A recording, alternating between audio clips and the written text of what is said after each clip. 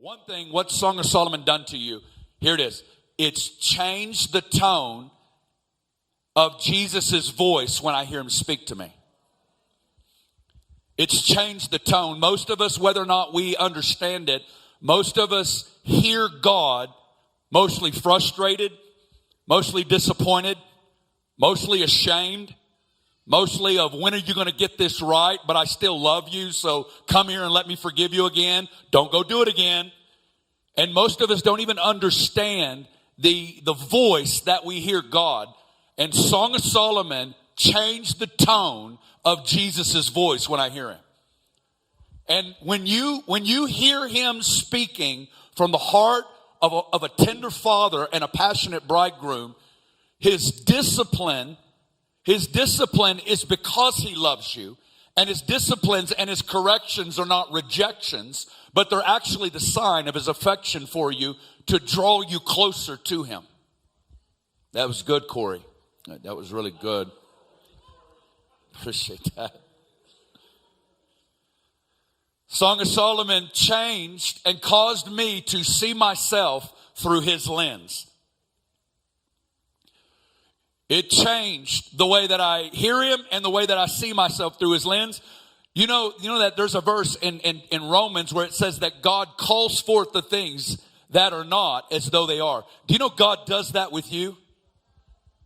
Do you know God sees budding virtues that are very weak, very immature, very small in your life, that may be barely non-existent? But do you know that the God that calls us and imparts faith, he is the God of faith, and he will prophesy realities of who you are and what you're going to be in 1 billion years, and he'll speak it to you today as if it's real right now, because he sees the end from the beginning. And so he'll address you not based on your current issue, but who you will be in 1 billion years, standing on the sea of glass, heart on fire, fully in love with him. And he sees it today. Isaiah says that you called the end from the beginning. I am the first and the last. I am the beginning and the end. And he addresses with you, which means this: most of your quiet time is you repenting and talking to him about you and your current mess ups. And having to go to about 30 minutes of spiritual calisthenics till you feel acceptable in his sight, or you've paid enough penance just to be worthy before him again. Do you have any idea who he is and what he's like? He is the God of eternity, and he sees you from the end to the beginning.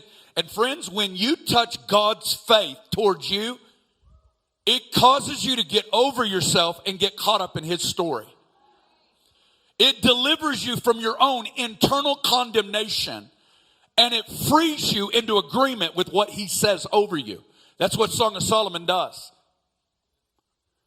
And Song of Solomon gives us a picture that you're not going to stay in the place that you're at forever, but that he is growing you into maturity.